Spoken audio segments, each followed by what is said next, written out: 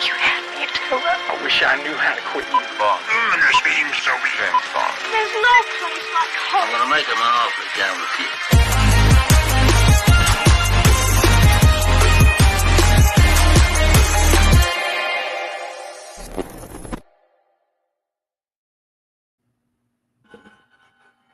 Hey, and welcome to another. Hey, welcome to another episode of Gone Off the Wind. As my dog runs out screaming at something, I don't know what. But, I've got Dan here. Dan, how's it going? It's going good. I just had a busy week. I haven't been feeling good. I've been sick all week, but I had a lot of movies, a lot of screeners I had to catch up on, and just been a long week. I'm starting to feel better today. Yeah.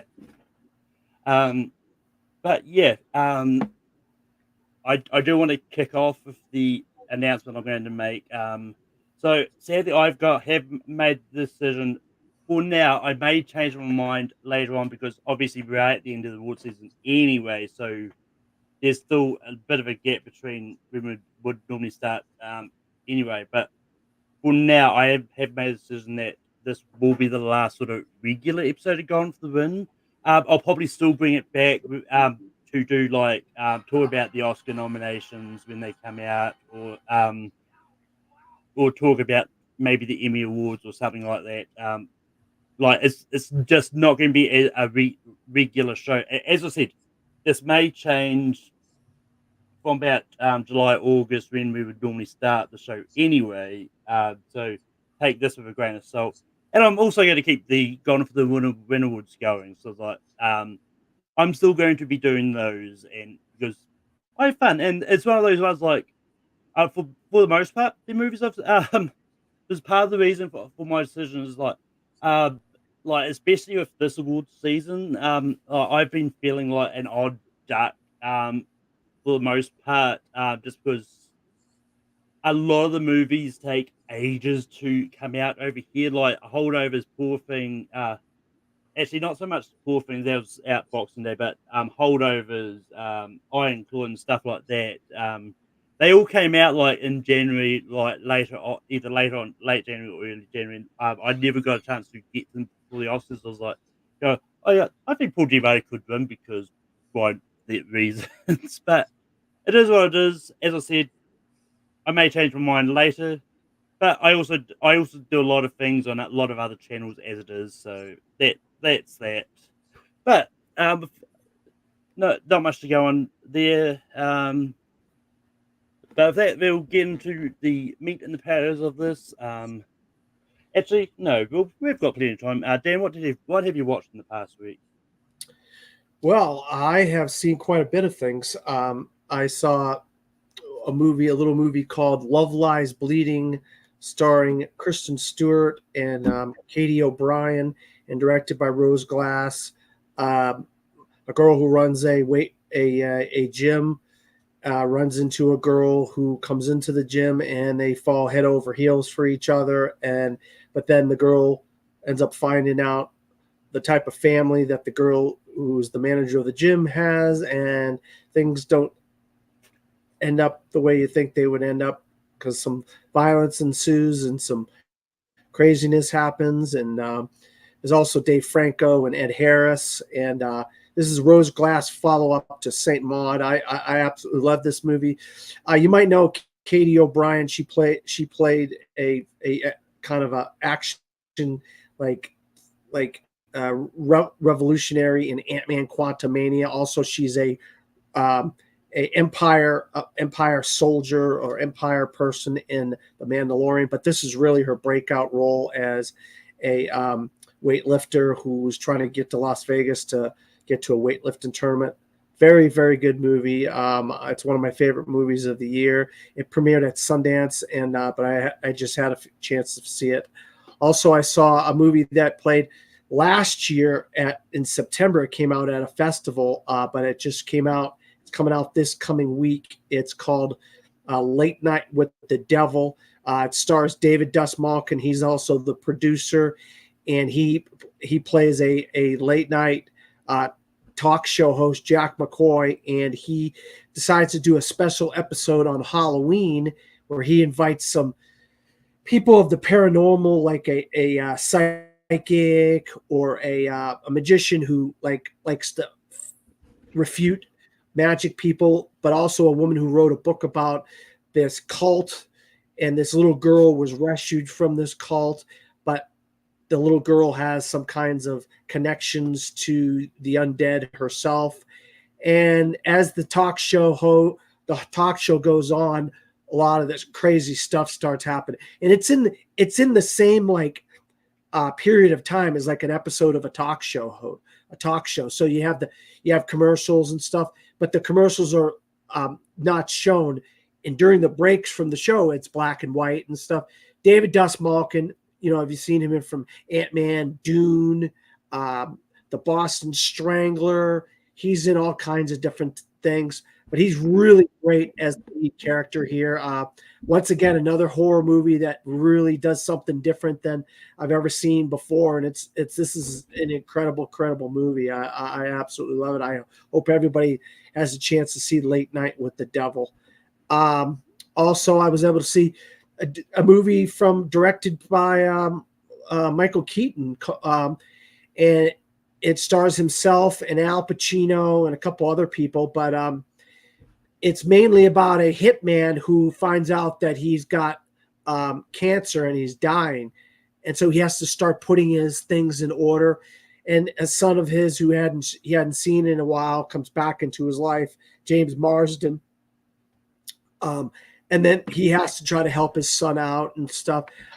Very good movie. Michael Keaton's doing something totally different than you've ever seen Michael Keaton do before. He's got a great chemistry with James Marsden and Al Pacino here.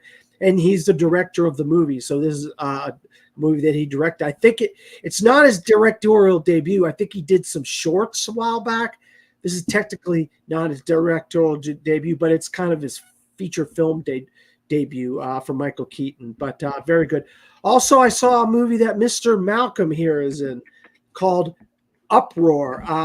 Malcolm told me about this months ago, and I finally had a chance to see it, and I love this movie. It stars Julian Dennison, who plays a high school kid at this all-boys school, but he's got some issues with his family. He's got some issues with bullying in school, and he's a fan of rugby, and he wants to join the rugby team, but he's kind of not physically fit that well.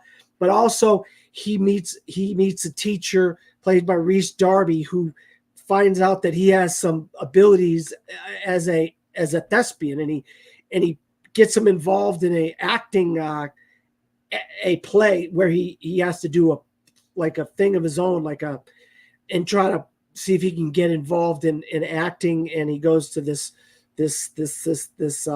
contest, but he's also got there's a subplot involving with apartheid and racism and protests and all that stuff involving the Springboks, which is a South African rugby team that comes to New Zealand. That's where this film takes place, is in New Zealand.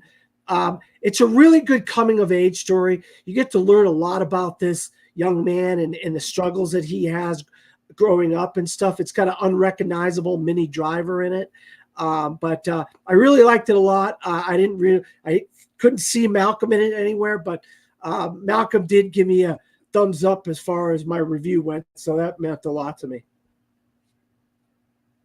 Yeah. I mean, you wouldn't have and I have to sort of wait till I get it on DVD myself, just so I can. But I'm in the big protest crowd scene, which just watching on the big screen is probably, at least you can't really yell at this place to pause so they can spot something in it. Yeah. So, yeah.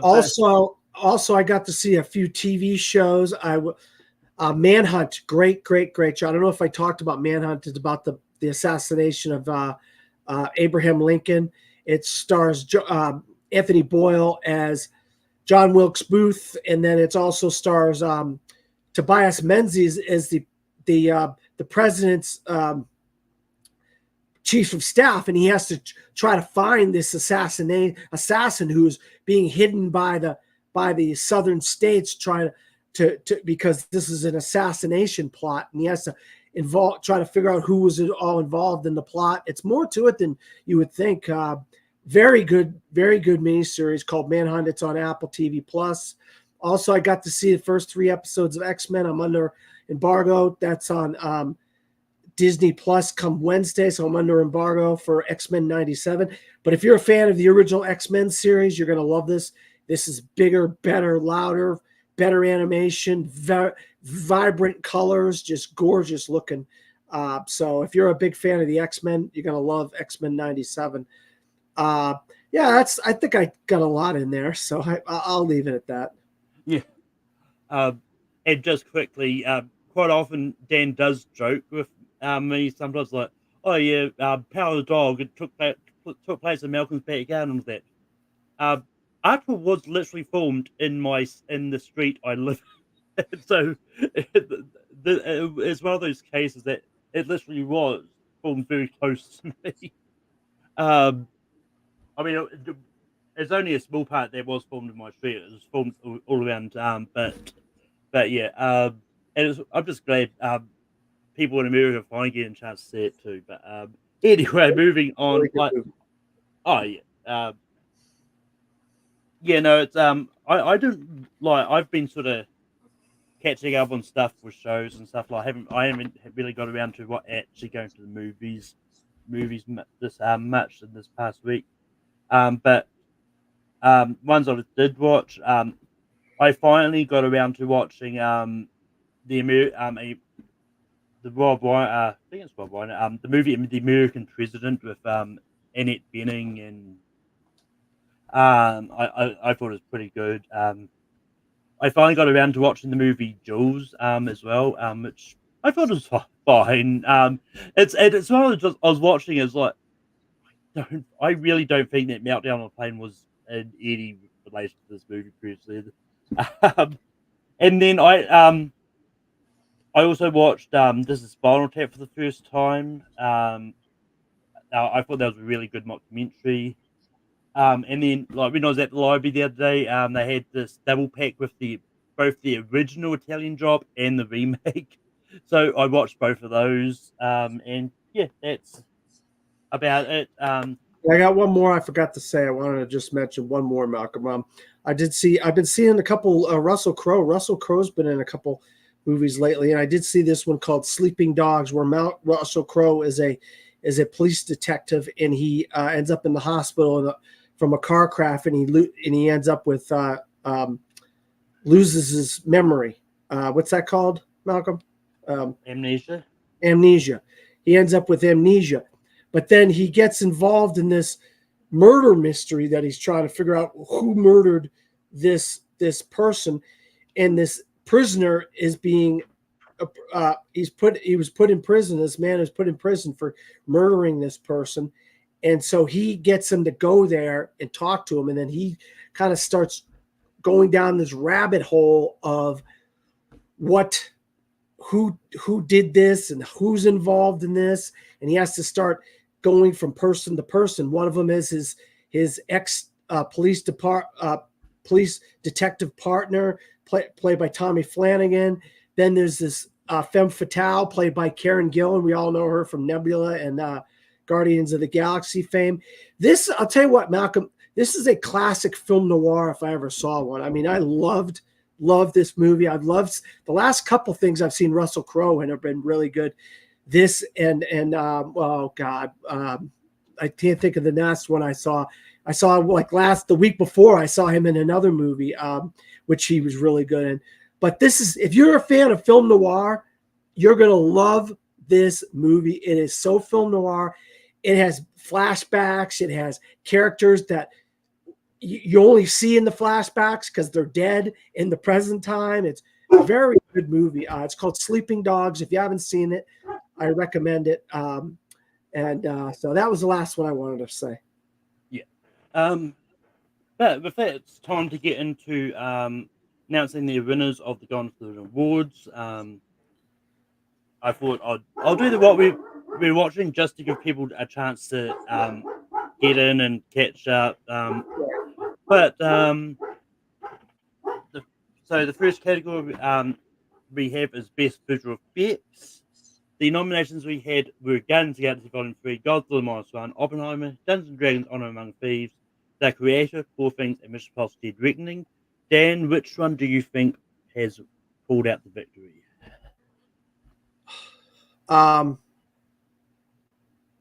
Visual effects. I'm hoping it's something that has really good visual effects. I mean, if people picked Oppenheimer, then I don't think that's.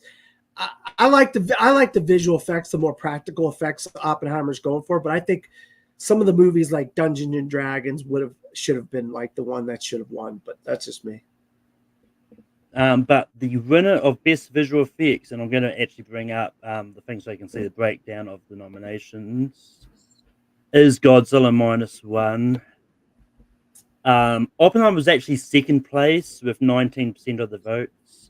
Guardians of the Galaxy Volume 3 was third, and Poor Things was fourth. And then the rest were just like the. Next up, we've got Best Stunt Ensemble. The problem with this is you're going to see the things, but I don't care. So nominations we had John Wick Chapter 4, Mission Impossible Dead Reckoning Part 1, Guardians of the Galaxy Volume 3, Creed 3, Fast X, The Iron Claw, and Dial of Destiny. As you can see, the winner is a very large piece of the pie. What movie do you think that is? John Wick Chapter 4. Yeah, that is. Dead Reckoning is second, but yeah. That was one of the ones that was kind of really obvious. Next up, we've got Best Original Song. And this is the breakdown of there. So the winner for Barbie songs. Go ahead. Yeah. But the winner for Best Original Song, actually, I'll start with third place. Third place we had was I'm Just Ken. Second place was Peaches. But the winner is the Oscar winner. What Was I Made For? Won Best Original Song for the awards. That's right. Peaches was second. Holy moly. I Yeah. love that. I'm glad a lot of people voted for Peaches. Thank God people. Hey, if the Academy would have voted for Peaches, we would have got a Peaches performance like we would have got a I'm Just Ken performance, Malcolm. I mean, it's one of those ones like they could have. I mean, if Jack Black was available, they might have tried to get him in to do a Peaches performance, but he's busy in New Zealand filming the Minecraft movie, so he wouldn't have been available. And then, but isn't The Rock supposed to be in the Minecraft movie? Not that I know of. I always thought he was. Never mind then. I guess not then. I mean, he might have been at one point. It's Jason Momoa who's attached to the Minecraft. Oh, movie. Is it? Okay, I gotcha. Yeah. Best Original Score. And as you can see, there's a really big overwhelming 50% of the votes went to one movie, and that was Oppenheimer, which is not surprising. Look at second Daniel place was actually in there. Yeah. Go ahead. Yeah. Go ahead. And then Mark Orton from The Holdovers was third on that. Oh wow. Yeah, I'm glad to see that the Gone with the Wind community did give Daniel Pemberton some love there after the Oscar winner Ludwig Göransson just killed it right there. Oh yeah. Moving on to Best Sound, the winner for Best Sound is it's Oppenheimer won Best Sound. No upsets here. We got Oppenheimer with sound. No upsets here. No zone of interest. Zone of interest did get 19% of the vote though. Yeah, and Godzilla Minus One was third. With 15% of the vote. Yeah. Yeah, as you're going to see for a lot of these awards, a lot of these are very overwhelmingly of like there's not really a lot of close races. Although this one I think was pretty close. No, it wasn't. Makeup and hairstyling went to Poor Things. Guardians of the Galaxy was actually second, and then Barbie was third on that. Which once again is not overly surprising. And I believe there was only one vote for Maestro, which might have been Dan. No, yeah, it might have been. It might have been my vote for Maestro. Who knows? Or Lewis, one of the other of us. Well, I mean, one of you went the other way, but yeah, good point. Moving on to costume. We have got Barbie just narrowly run costume of Poor Things postponed. Then Wonka actually was surprisingly got third, so, which I know there's a lot of people that don't love Wonka, and then Hunger Games was fourth. Guardians of Oppenheimer got nothing. Yeah, that sucks because I like the costumes in Guardians, but a lot of wacky costumes in Guardians. Yeah, but then again, they were up against some of these other stronger contenders too. So Yeah, you're right. they can only have one. So yeah, I got you. moving on to production design. A lot of all five of them are in here. Yeah, All five nominees are in here. yeah. Barbie won production design. Poor Things and Wonka was tied second for production design, and Astro City was third, and then Oppenheimer was fourth. So Yeah, spread the pie spread a little bit here. oh yeah, there. I think when we get to the acting ones, I think those are going to be really lots of. But film editing is easily Oppenheimer here. Yeah, it's Oppenheimer. Although Spider-Verse was second, and then Holdovers was third. A lot of love for the editing of Holdovers. No love for the editing of the other movies. No, I could see that. Right, moving on to cinematography. And the cinematography went to Oppenheimer. Second place was Poor Things, and then John Wick Chapter 4 and Holdovers was third equal, and then the other ones were just in there. Yeah, I see that. John Wick Best, didn't do as good as I thought it would do in that. No? yeah. But I think it's more of a case. I think it just goes to show the strength of the cinematography of Oppenheimer as it is like. Yeah. Best ensemble. No surprise, they went to Oppenheimer. 50% of the vote. 50% of the Yeah. Look what the Holdovers got second though. Yeah. And the Iron Claw was third, and then the others like not really.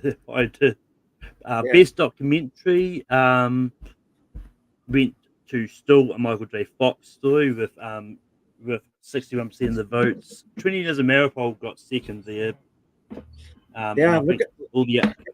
It tells you that the community really loved that Michael J. Fox documentary, and that's we could be sitting here all day talking about the documentary branch, which we've done so many times before this, but it's just sad that this didn't have a chance to go for the best documentary. It might have won. Maybe they did that on purpose. You don't know. Well, I mean, it's one of those ones like you never really know sometimes because some people may have voted for Maripol just for the fact for the statement of Ukraine and that. So, but who knows? It's one of those ones like we've said this before. A lot of documentary branches like they are weird sometimes.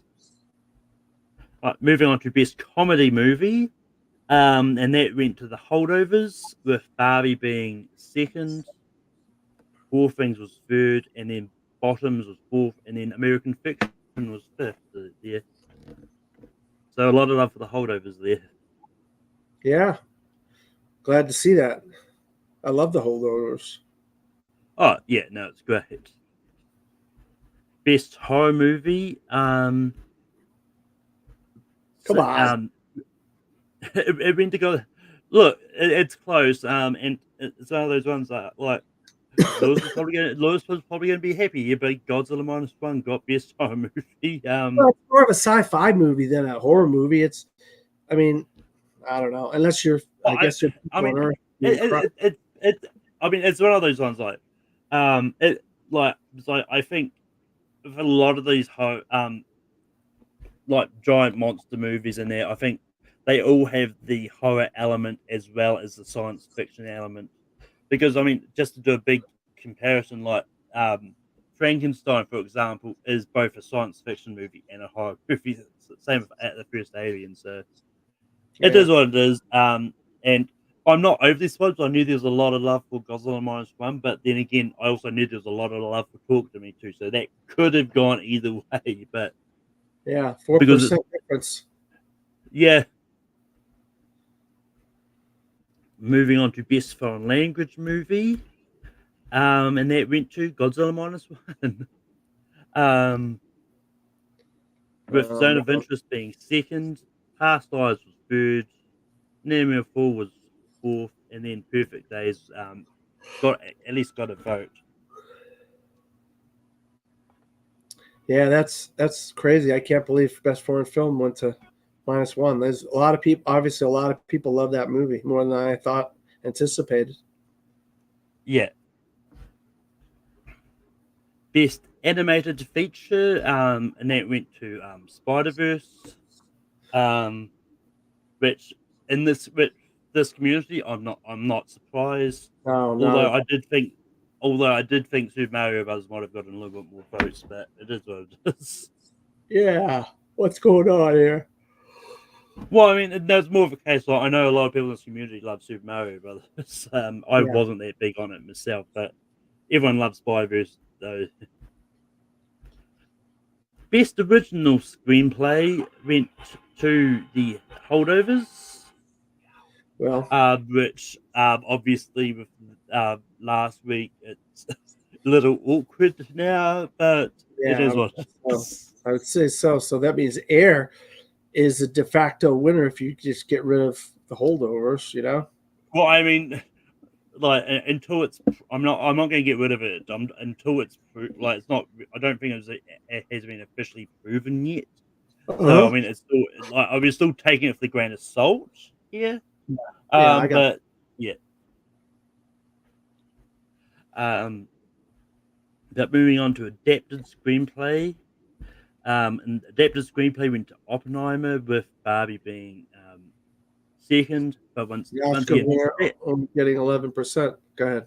Yeah, but I mean that could just be a case of not many people getting a chance to see it until really late until after they probably voted the first time.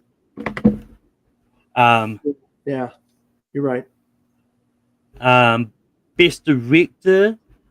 You're probably not going to be surprised about this, but 50% of the vote went to Christopher Nolan for Oppenheimer.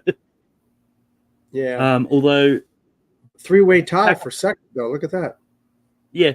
The ties with Takashi Yamazaki, Greta Gerwig, and Alexander Payne, all in that tie, with Yorgos getting a lone vote in here.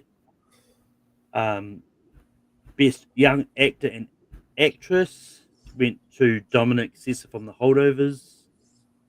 And I think, by the looks of it, I'm pretty sure just everyone at least got some love for the voting. Looks like there was a tie between Abby Ryder Fortson, Caleb Lane, and Milo Machado Granier. Yeah. Those are the ones that are tying there. Which I'm glad that Color Lane get nominated, but he does great in the Gone with the Wind Awards.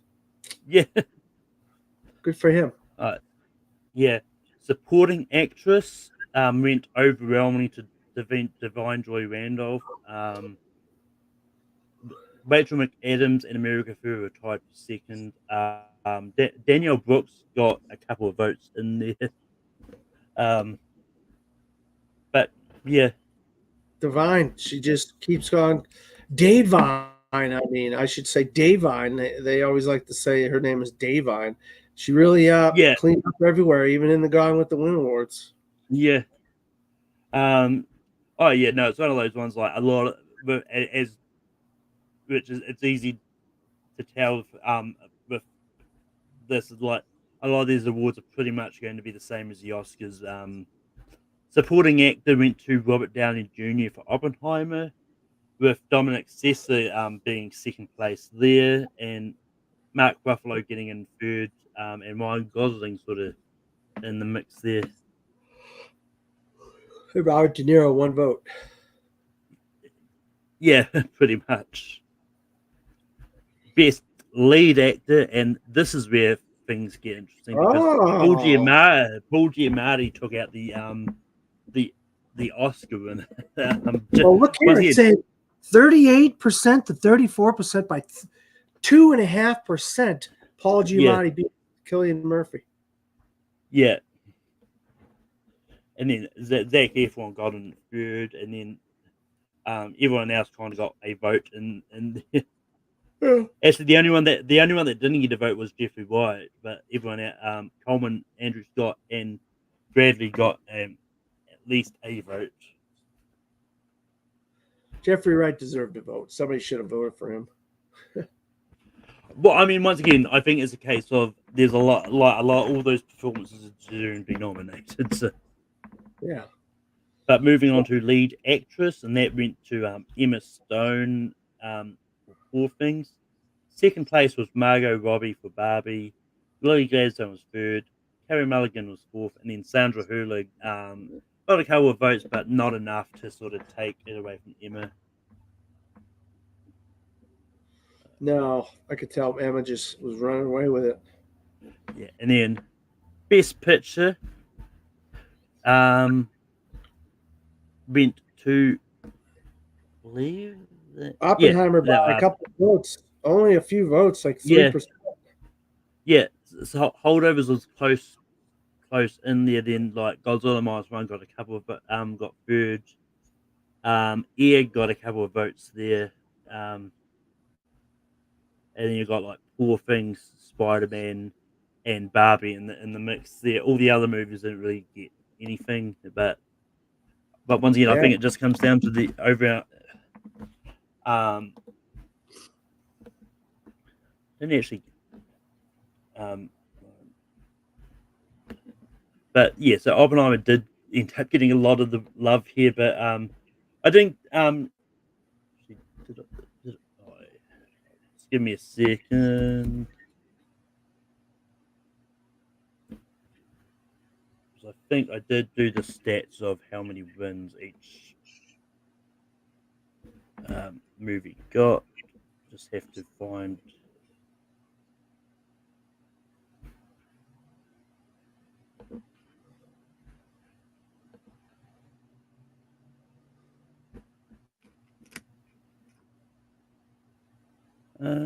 Do-do.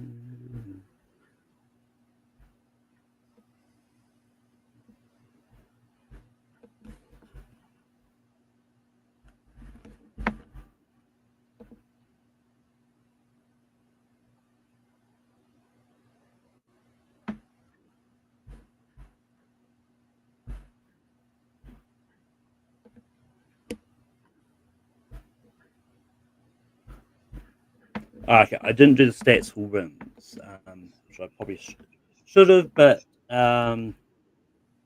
it is what it is. But yeah, so Dan, what are your overall thoughts about like how the wins for the Gone with the Wind Awards went?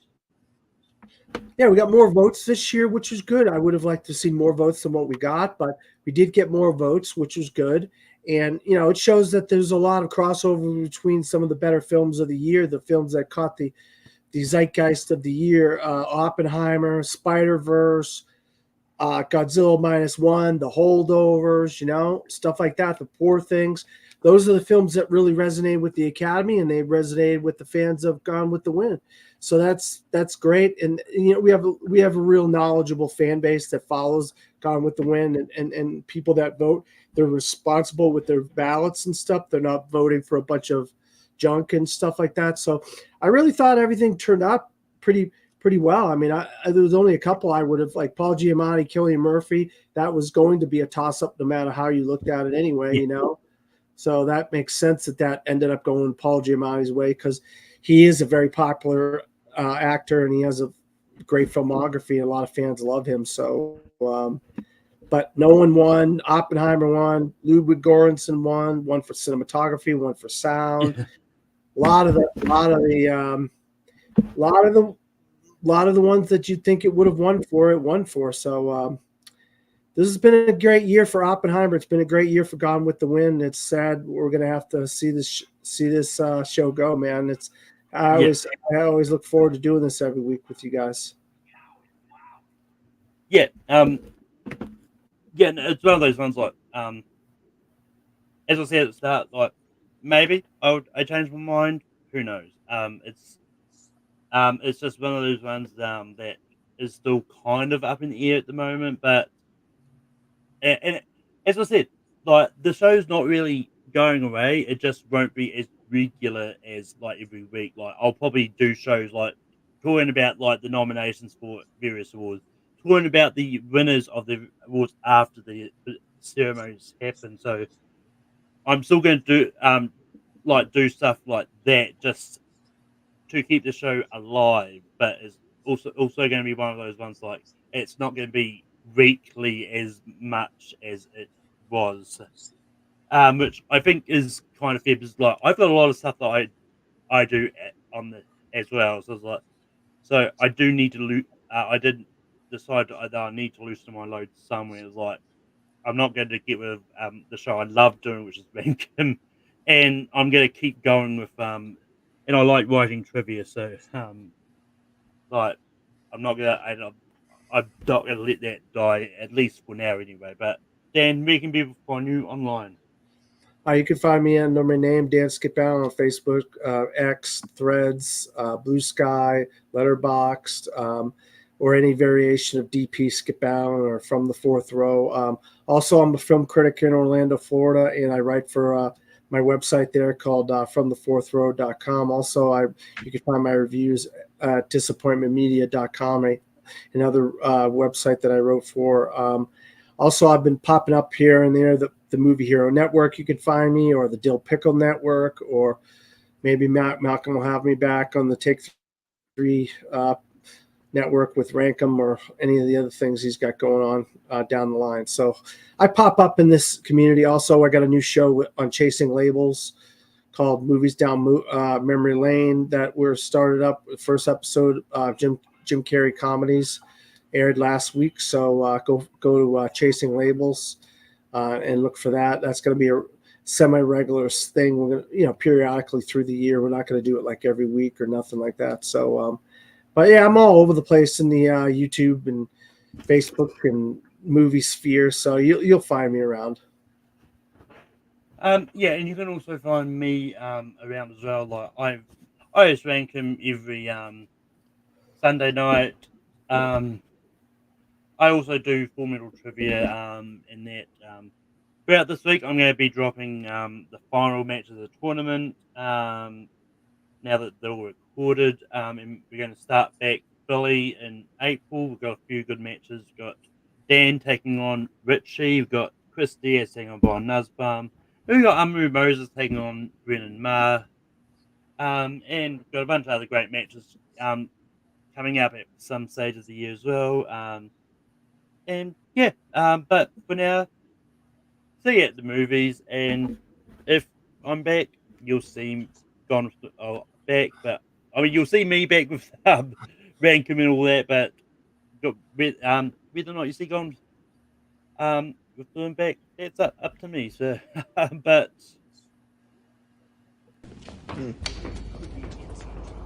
Excuse me. Excuse me.